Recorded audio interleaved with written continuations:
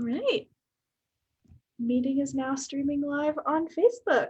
Woohoo! Let me get the comments up here. And then, Does your mom ever comment? yes, she does. Yes. We'll see if she joins. Yes. Um, Will we be able to, will I be able to see if people join, are watching?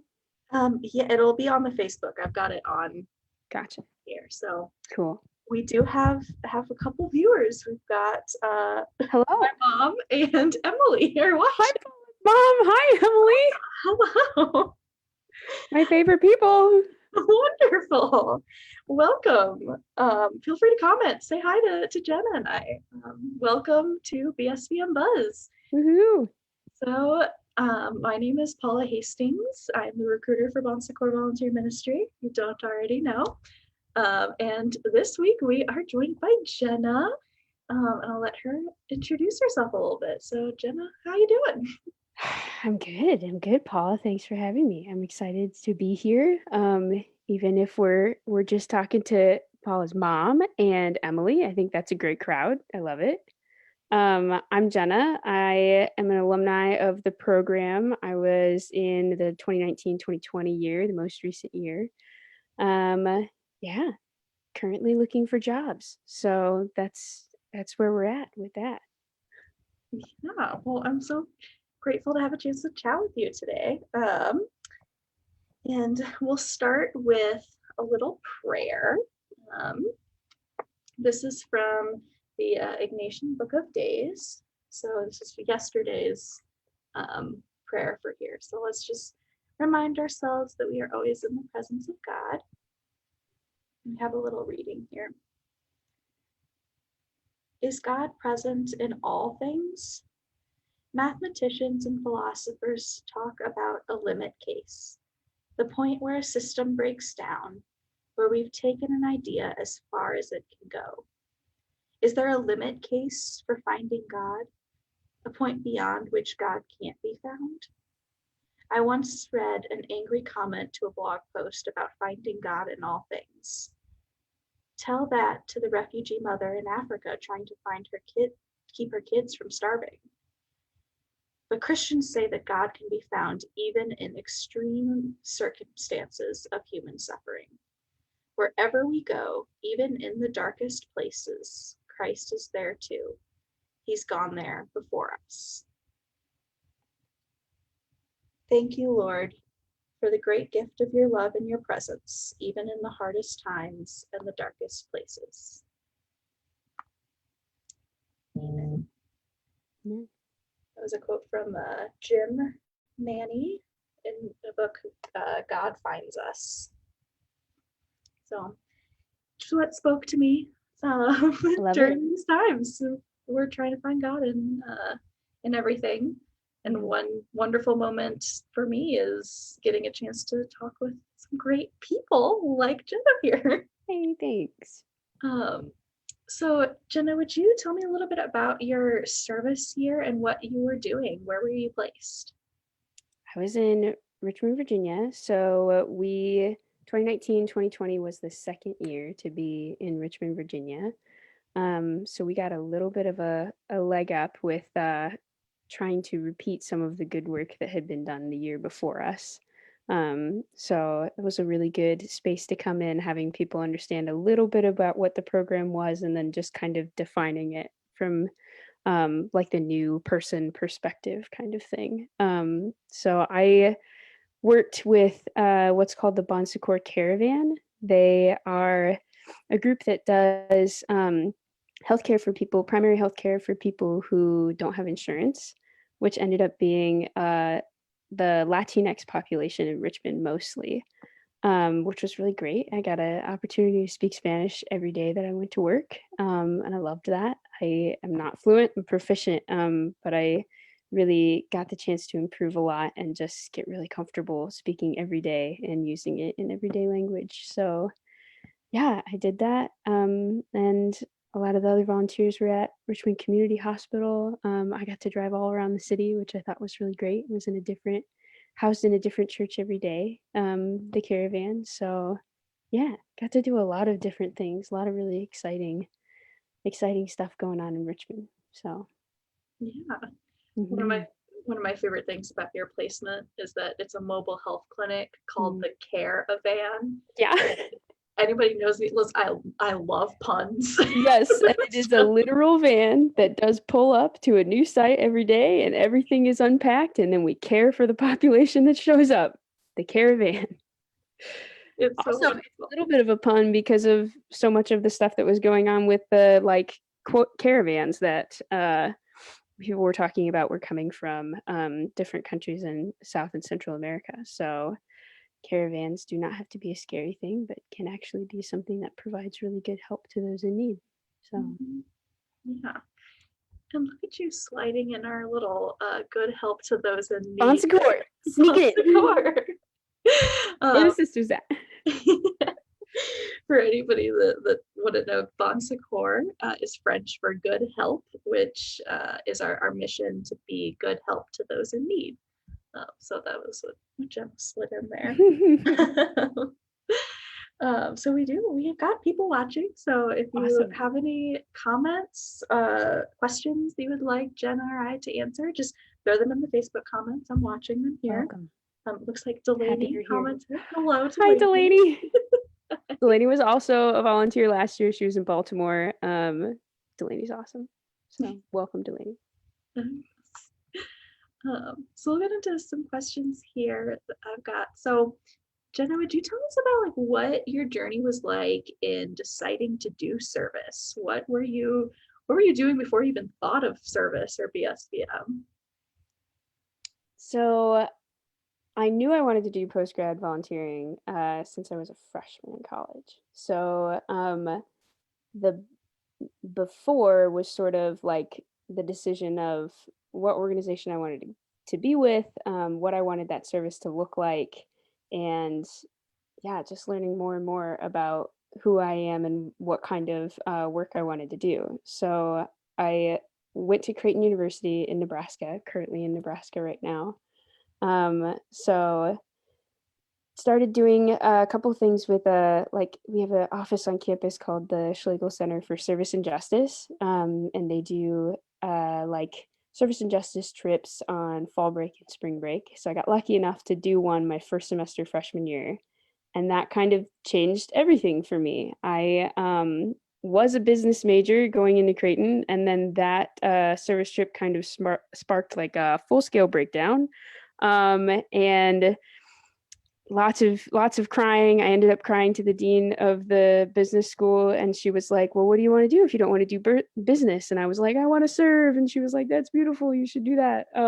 So mildly embarrassing, but like a really cool, like I was figuring out what I wanted to do, and I all I knew at that time was that I just wanted to keep chasing that feeling of like focusing more on what I was doing for other people and how I was involved in justice work than like so much of like what was going on with me, which like different story, but BSVM helped me find a healthy balance between those two things because you actually need both sides of that. Yeah.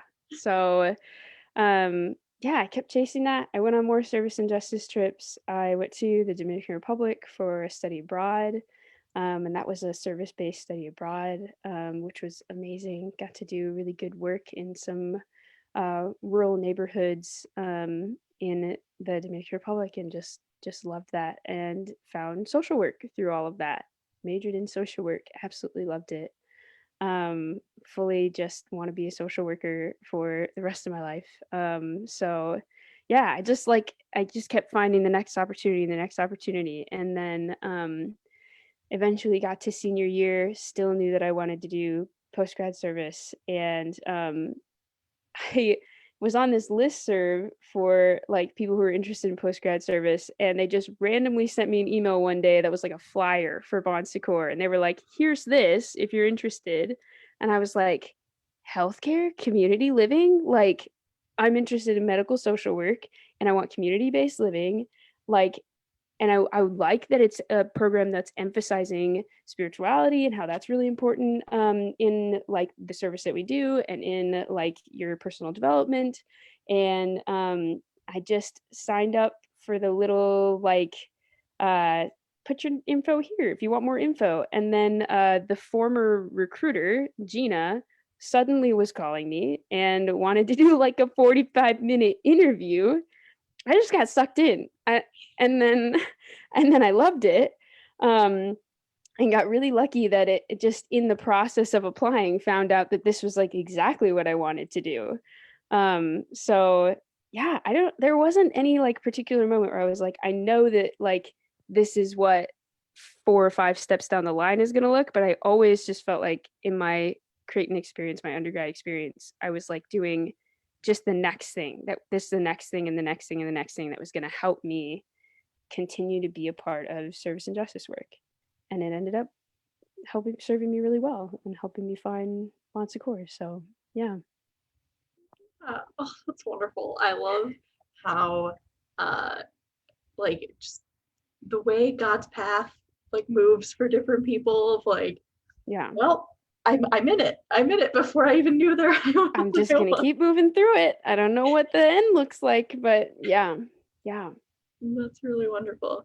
I know my conversation with Gina was like that too, where I was like, oh, this is 45-minute interview now. Yeah, I thought she was just reserving like a 45-minute space to be like, what questions do you have for me? And like, I'll tell you a little bit more about the program. And then we started talking about ministry of presence and like Jesuit values and all of the, and I was like, wow, like, okay, for anybody who might be nervous, she doesn't ask you questions about that. I brought that stuff up and then we like got excited together. Yes.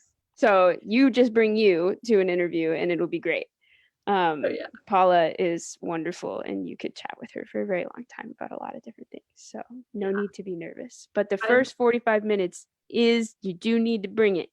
So oh yeah, I really love doing the prelims now from like being on the other end of it. It is the most wonderful, I definitely think the most wonderful part of my job. Like that's just awesome. Having those in-depth conversations about discernment and like finding what people like are passionate about. It's so wonderful. Just young people trying to figure out what the next steps are. And that's a hard decision. It's a very hard decision. So to be able to process out a little bit with kind humans is a really good way to keep that process going.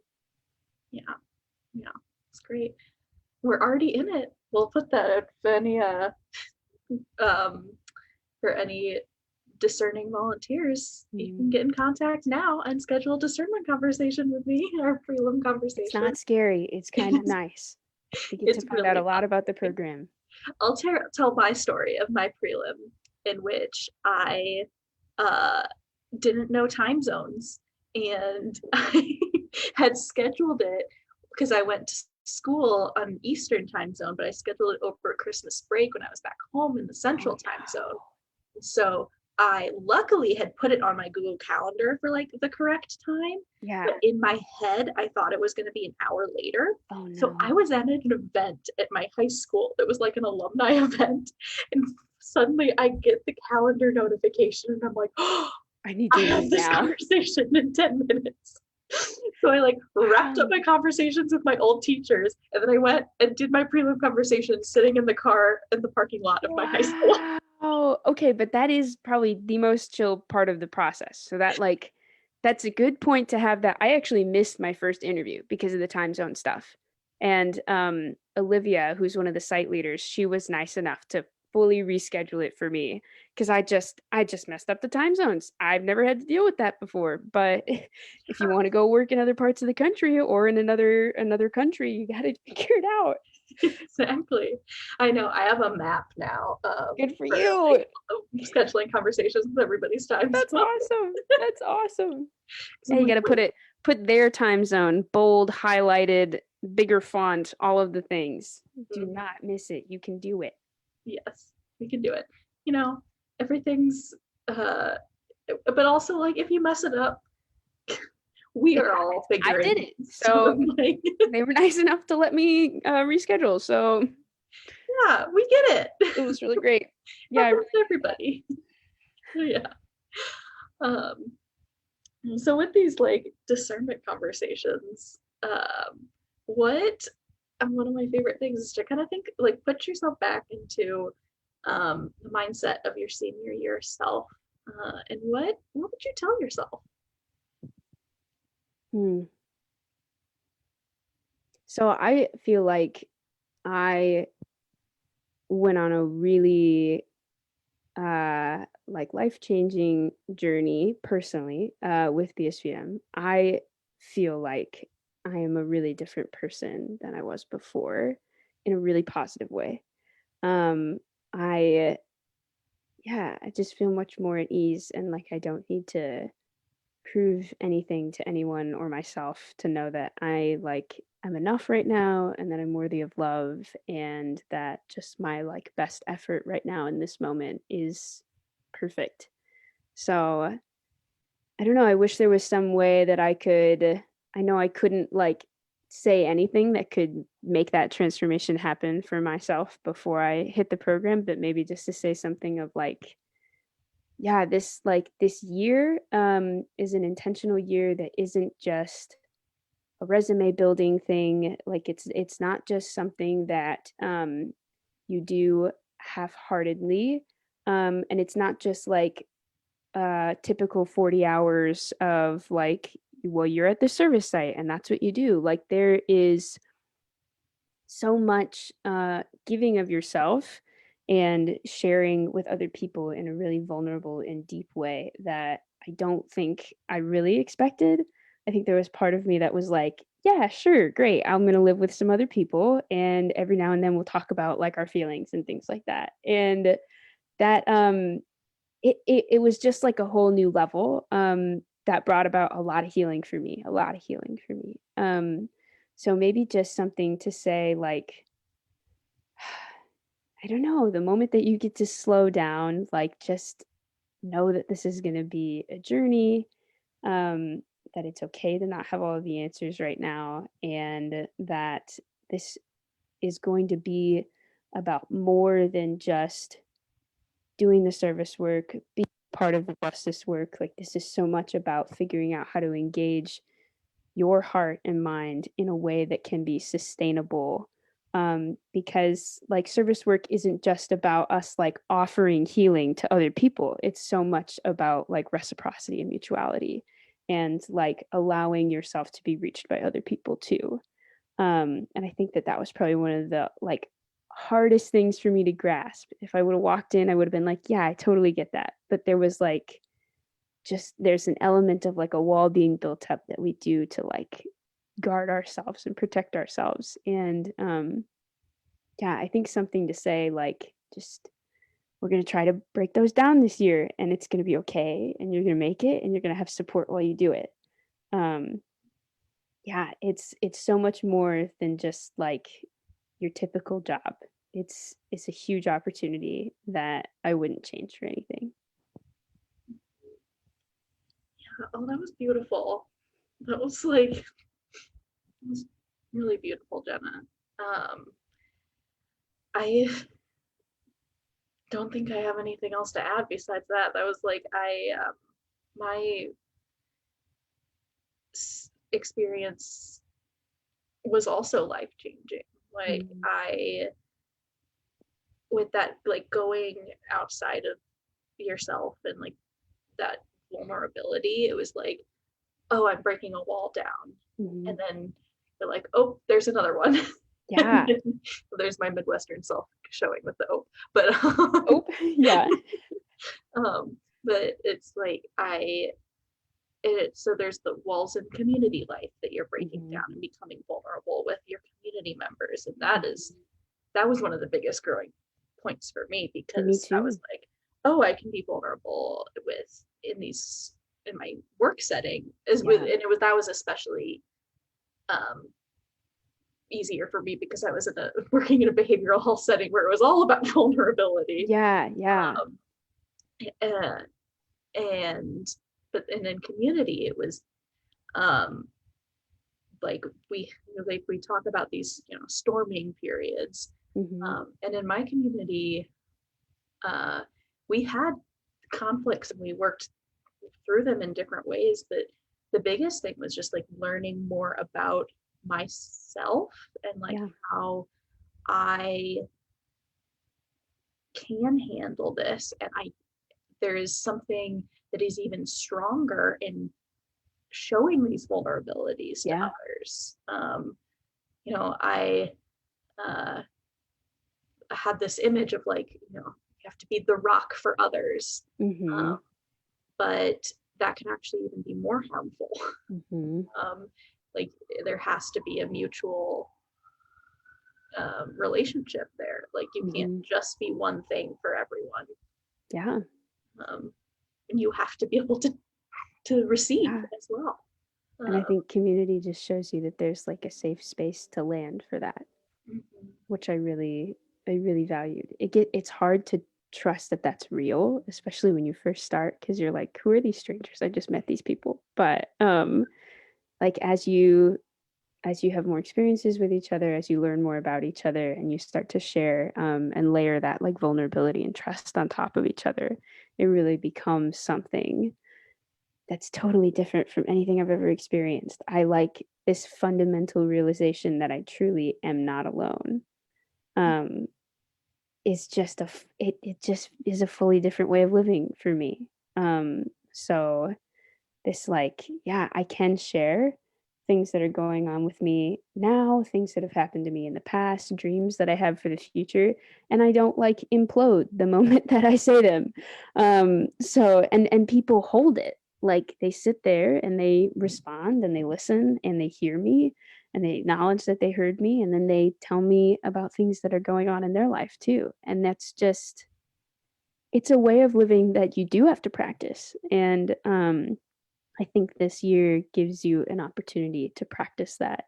And yeah, just to learn to like really live in those moments and like find the deep joy that comes from just being your full self around people, and knowing that that is okay to show up as your full self, and to learn to open a space for others to show up as their full self too. Yeah, it's just something really, really healing and something really powerful about that. Yeah, yeah, and those relationships are so lasting. Like, Mhm. um, I say that like my community members, I can only really call them that because there's Yeah. no other word that really shows like Yeah. just calling them a friend is like not enough. I've had different people call them like housemates and things like that. And I'm like, that's not the same thing. It's really not.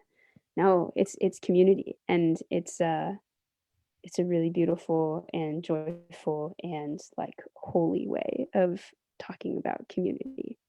Um, so yeah, that's a loaded word. It's a loaded feeling. So Yeah, yeah.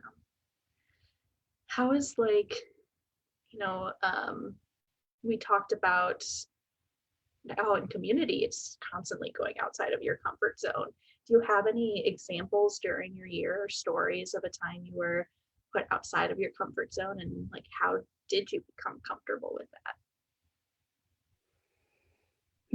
yeah, I think one of the biggest pushes for all of us, and something that the program does really intentionally, is conversations about race, our construct of race, and racial injustice in our world, and how that relates to the work that we do, um, and yeah, just how we can be faithful humans in a world that has systemic racism and injustice, and learning to accept that those are truths of our current reality.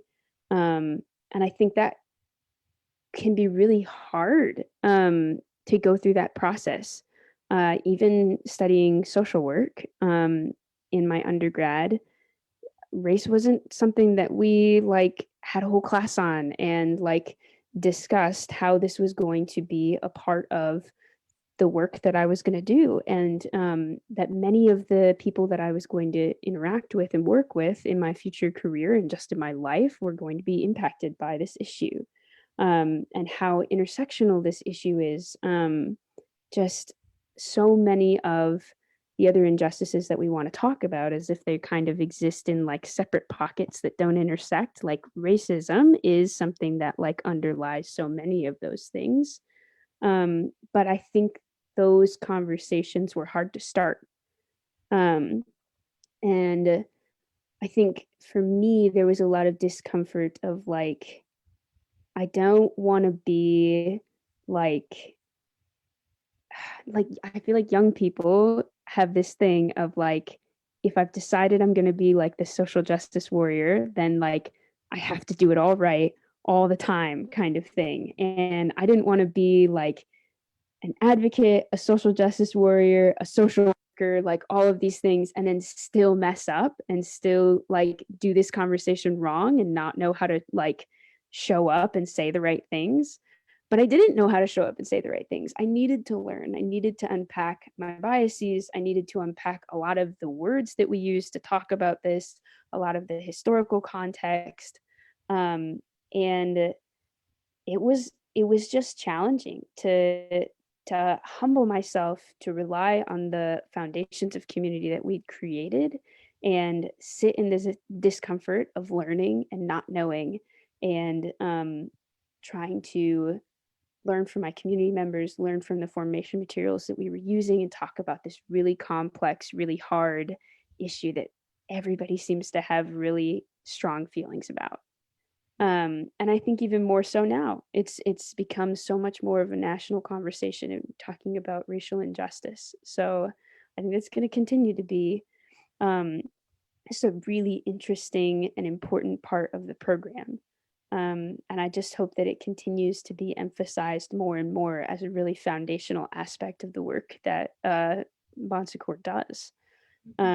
Because, like we said, racial injustice, systemic racism, they are like it fully present and just really, really underlying so many of these issues that um, these social justice warriors are talking about, like wanting to be a part of, and like the fight to end these things. So yeah, I don't know.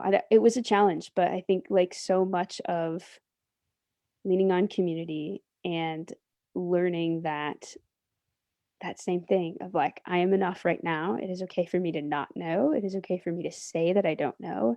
And then when I mess up, it's okay for me to go, I totally messed that up. I am so sorry. Tell me how to try and do this right. And I will do my best to continue showing up for my community members, for the people that I work with, for the people in the Richmond community, just anybody that I interact with. Like these issues are important to me, and yeah, you got to lean into that discomfort. You're going to be wrong sometimes, and that's part of the learning process. We have to start unpacking this stuff. So I think it's going to continue to be a discomfort. I still want to be right all the time.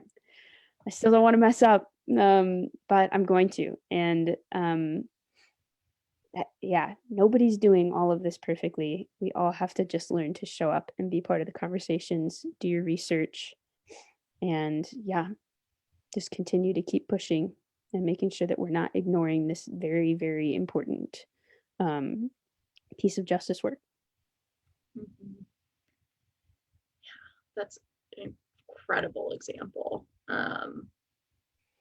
Something that I felt really blessed that like it starts with that like acknowledgement and creating a a healing space where like we're gonna say the wrong things Yeah. sometimes, and that is okay, and we're not like we're also all at like accepting at different points in understanding injustice. Like Yeah. um, some of us experience it every day. Some of us um, have better knowledge than others. Like having those conversations in community, in a welcoming community, is really important. Yeah. Yeah, and as a white person who needed to start breaking down a lot of the like stereotypical defense mechanisms that I was for sure showing, like I needed that safe space to land. And yeah, I needed people who were smarter than me in a lot of ways. My community, I think some of my community members are smarter than me and like had done a lot of this work before and brought a lot of really helpful knowledge and resources for me to start doing my own work too, because it can't just fall on people of color to be teaching us how to do anti-racism work. So I think the program made some really good steps to help us start that conversation and start figuring out how we can be a part of it in a really healthy way that doesn't involve just like your immediate defense, I can't do this, and involves like the beginnings of unpacking things and just like some good habits that you can use to continue trying to unpack, continue trying to be present and open to this very important conversation. And how to accept like that, oh, I was wrong there. Yeah. Like I'm gonna look inward at that rather Yeah. than that like Yeah.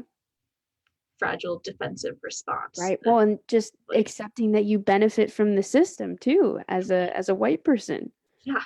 This like denial of white privilege is not healthy and not accurate. And it's a popular defense mechanism to say, well, I don't fit into that mold because of such and such and such. And I think like the program gave us space to be like, full stop, no, white privilege is real. And we are all of us, like trying to swim within these waters of a system of systemic racism that's alive and well in our country, and every single one of us needs to do the work of unpacking it. So like I just felt like that was really helpful and really humbling and really important, to see, like especially our site leader Emily, as somebody who I love and respected very much at the time, to see her be like, I benefit from white privilege, and like this is a thing that all of us are a part of. We are not exempt from it. We all need to step up and try to confront the biases that we like have in our own hearts, and we need to continue trying to show up for people of color in our lives and for like larger advocacy initiatives. And yeah, just that like to see a white person who I loved and respected being like, this is such an important issue, and we so need to be working on it, and we so need to be a part of this fight. um I cannot tell if you're frozen. You look a little bit frozen. Yep, I think I lost you.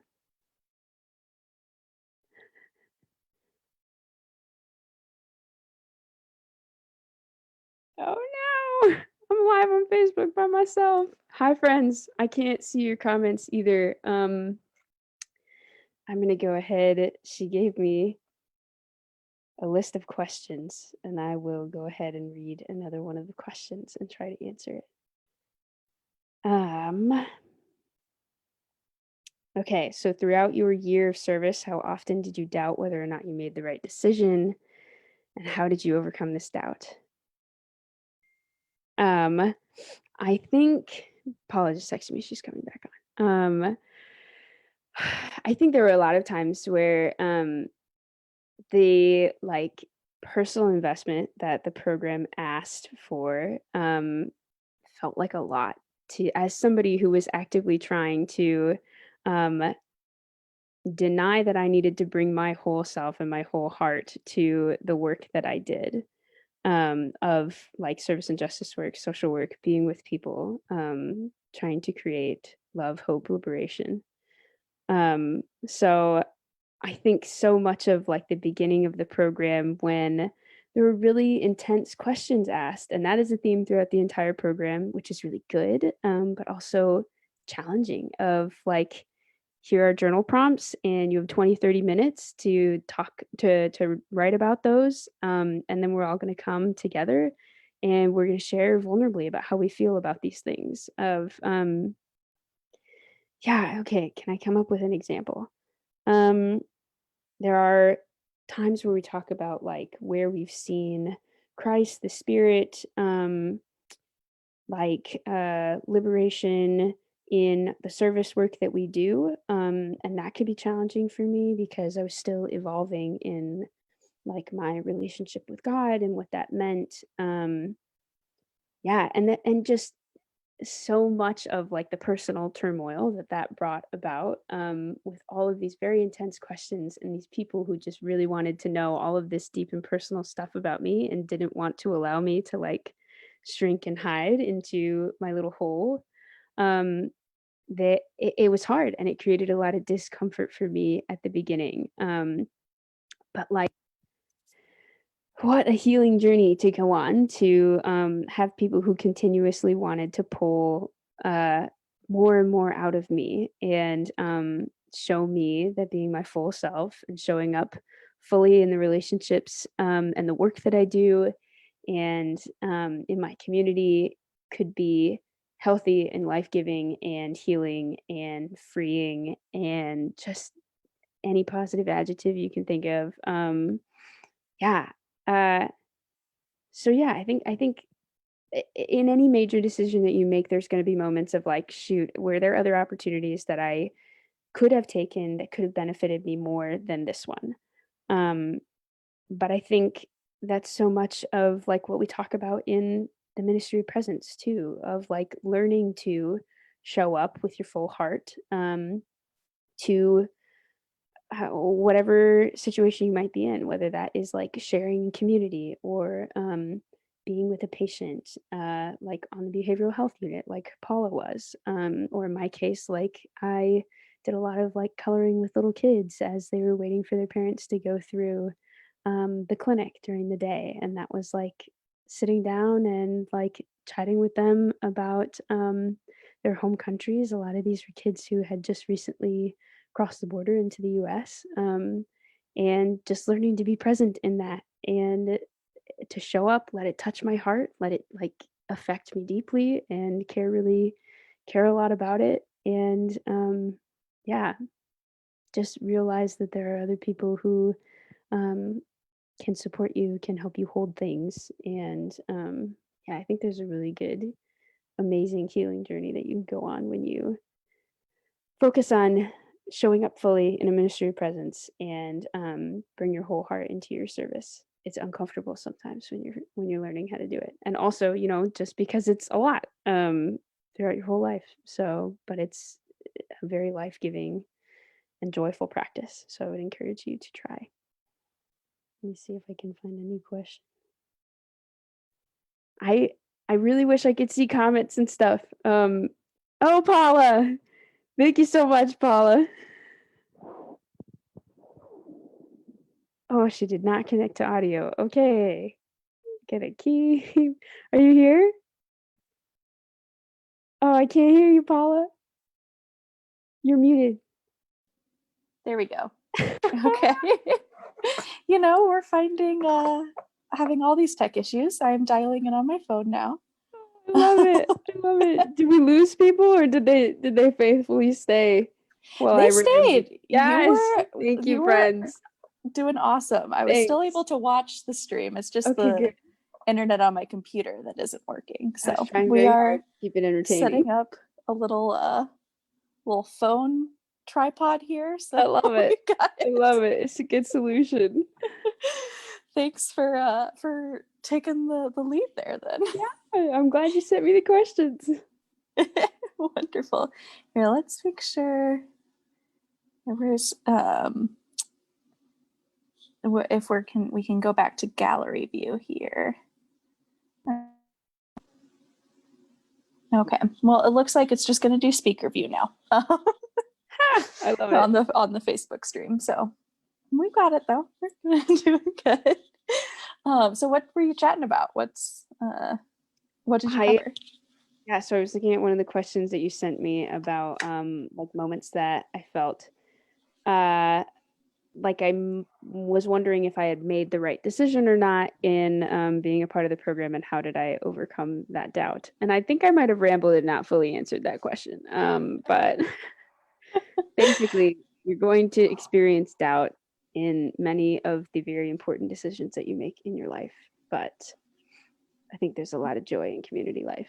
And there was a whole lot of healing for me, as I've said a million different times. So having people who cared enough about me to make me answer the really hard questions that I wanted to avoid was really valuable. and changed my life in a lot of really positive ways. So I think, yeah, just the consistent support, consistently watching other people try to do the same thing too, learn to show up in really good ways, help me overcome any doubts that I might have had. Yeah, well, that's really beautiful. Yeah, I definitely had some moments of doubt during my year. I think like there was right away when I arrived and I was like, I'm exactly where I meant to be. Like, this is great. But then like a couple months in, I hit this point of like, what am I doing? Yeah, that's like the moment that it gets real, that it's not just like a bunch of strangers that are like, this is so exciting, what a new experience. All of a sudden it's a group of people that you're sort of like, maybe we're not perfect humans. Like maybe we don't always like every single thing about each other and have to have some really tough conversations sometimes. And we're all still learning. Again, learning how to show up. It is hard. Yeah, still learning constantly. Yeah. And I think that like a couple months in is the point where you hit it and you're like, oof, this is the part that I have to push through to get to that really joyful, like really life-giving point on the other side. Yeah. And what I really loved about the conversations that I had with staff during that time was I was externalizing my frustrations of like, well, this person was doing this and like this was happening in my external life, but like they helped ask these like probing questions that was like, well, what's going on internally that is creating these feelings where and that was the most transformative part for me, where I really feel like I have absolutely grown the most and become more of my true self because I was able to look inward rather than just externalizing these issues. Yeah. Well, and I think that there's a part of like the formation curriculum that calls us to specifically look for spaces where we are blaming people, scapegoating people, and utilizing blame as a way of not talking about the issues, not fully addressing things in the way that we need to. Just like so many different negative outcomes that come when we try to point the finger. And I think that can be seen as like a full systems level approach of like, this is what happens in like major justice movements when we use blame. And then it can also be that like individual thing all the way down into like your community life of like, what does it look like when we utilize blame in our community life? How does it not like positively affect our community, but how does it actually serve to tear down our relationships? And I think that like idea of learning to name and call out blame and teaching us to attempt to avoid that like tendency to be like, well, it's not my fault, it's that person's fault, or like it's this thing's fault. I think that was a really healthy thing to learn too, that like I said, just helps you personally in your relationships with other humans to like say what you need, be loving and direct about it, which are also like program things, and then also like seeing how blame is not helpful in larger justice movements, doesn't move us forward and actually creates a lot of barriers to getting really good work done. So thank you for drawing that parallel. That was like, because that do that so much during the year, for bringing that in, like how we talk about this stuff like community life, but the world is our community life, right. And so all of these things that can happen within a 5 or 6 person community also is happening in our world. And they're direct comparisons, and that's how we like live in right relationship, by learning to live in right relationship with each other on the micro level, and that will expand into how we live in right relationship on the macro level as well. Yeah. Oh, that's beautiful. So we just got a couple minutes left. Do you have any of the questions that like really that you really want to answer before we kind of close up here?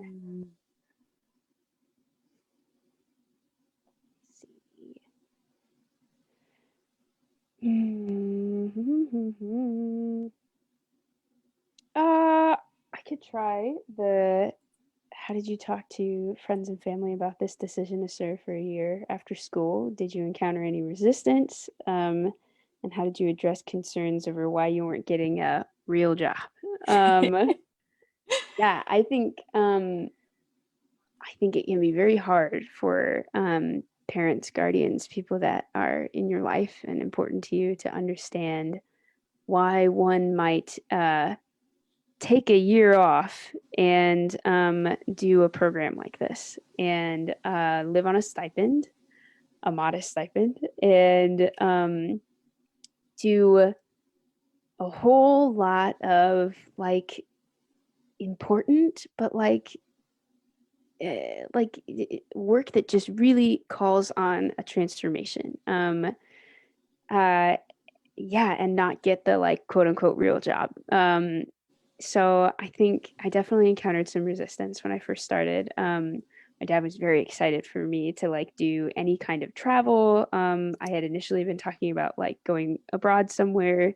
In light of COVID stuff, I'm glad that I didn't now because I got to have my full experience, even if it ended up looking a little bit different.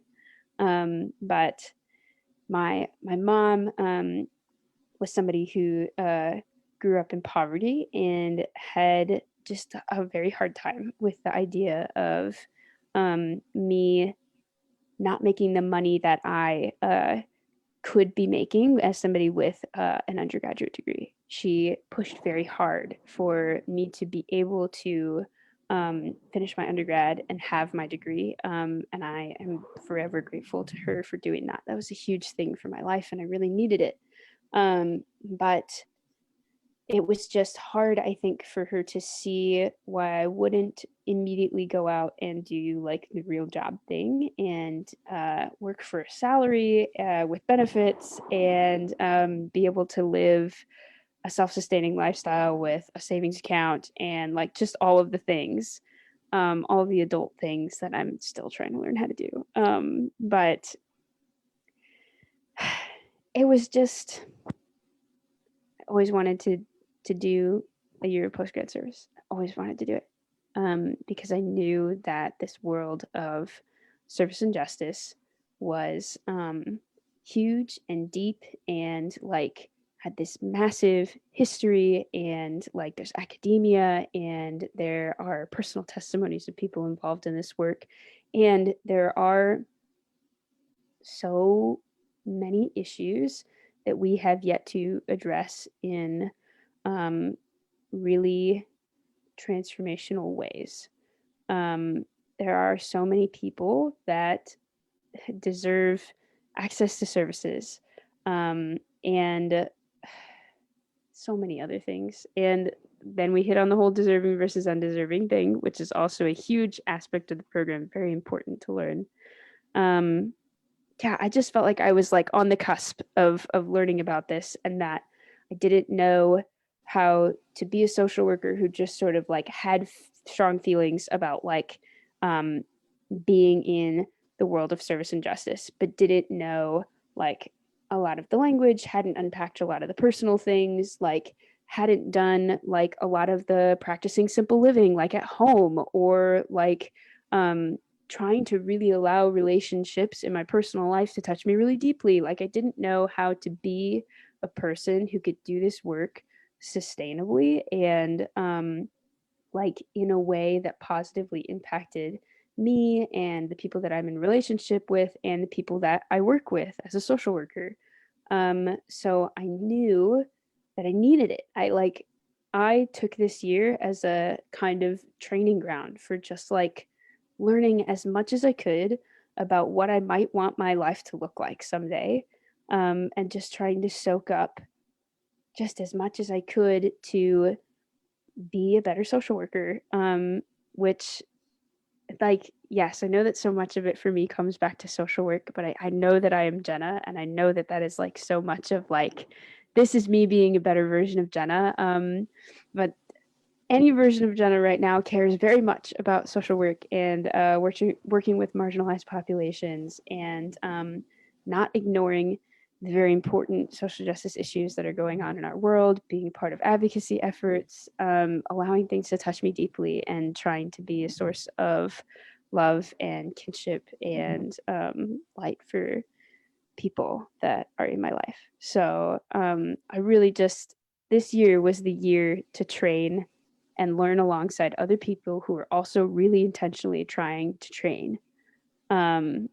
So yeah, I just thought there was too much good to like, yeah, my mom was right to a certain extent of like, I got a degree for a reason, but this year is teaching me to use my degree and my life in a way that makes me joyful and a better social worker. So yeah, I think I got nothing but good out of it. So Oh my gosh, you just actually like made me tear up a little bit, Jenna. That was really beautiful. Thanks. You just clearly have such a wonderful heart that like is just open. That you do talk about how your year changed you, and that also, but because you would allowed it to change you so much. I mean, we do the best we can as staff, but you really allowed and changed yourself very much as well. So Thanks, Paula. yeah, thank you for sharing all of that. I think that's a really great final thought of like, with great advice for people right now. I mean, this is a really hard time to be making decisions about the future.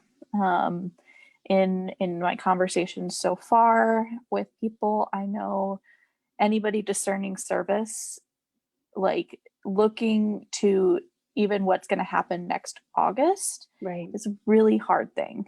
Right. And we're all doing that together. So just know, like, you are not alone in this. We are all taking what we can do and making the best making the best decisions that we can with the information and the strengths that we have. And there's so much still to learn outside of what you might think is just like, well, I wanted to do a service here and I wanted this to be about the service.